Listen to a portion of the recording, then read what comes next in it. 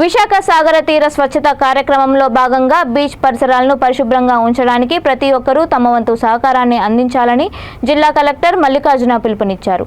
ఆయన సూచన మేరకు ప్రభుత్వ ఉద్యోగులు, స్వచ్ఛంద సంస్థల కార్యకర్తలు, స్థానిక ప్రజలు పెద్ద సంఖ్యలో విద్యార్థులు జోడుగుళ్లపాలెంలో బీచ్ క్లీనింగ్ డ్రైవ్ నిర్వహించారు. ఈ సందర్భంగా ఆయన మాట్లాడుతూ జిల్లా యంత్రాంగం ఆధ్వర్యంలో నగరంలోని సముద్ర తీర ప్రాంతాలను పరిశుభ్రం చేసే కార్యక్రమాన్ని విజయవంతంగా నిర్వహిస్తున్నట్లు తెలిపారు.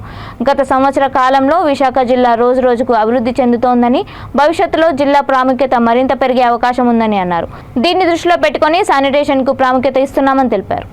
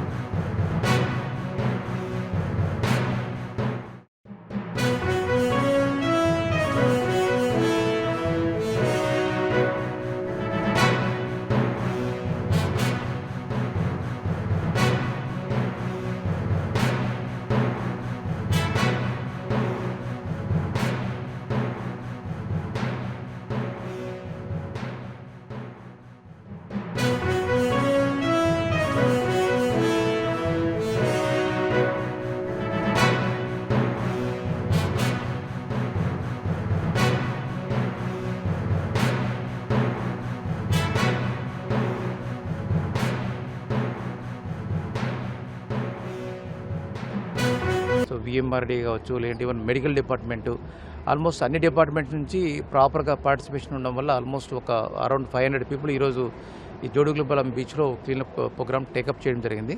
సో మీ అందరికీ తెలుసు, విశాఖపట్నం సిటీ ప్రామినెన్స్ అనేది ఇయర్ ఆఫ్టర్ ఇయర్ పెరుగుతూ ఉంది.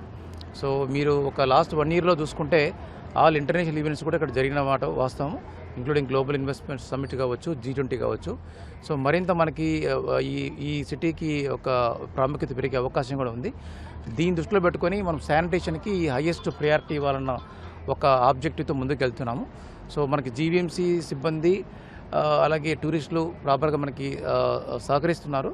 సో ఇన్ఫ్యాక్ట్ ఈ లాస్ట్ 1 yearలో ఈ 11 times మనం ఇక్కడ సాగర్ తీర స్వచ్ఛత టేకప్ చేసిన తర్వాత more than 215 tons of plastic వేస్ట్ని మనం ఇక్కడ నుంచి తరలించి మళ్ళీ రీసైక్లింగ్ సెంటర్స్ ఆఫ్ జీవీఎంసీకి హ్యాండ్ ఓవర్ చేయడం జరుగుతూ ఉంది.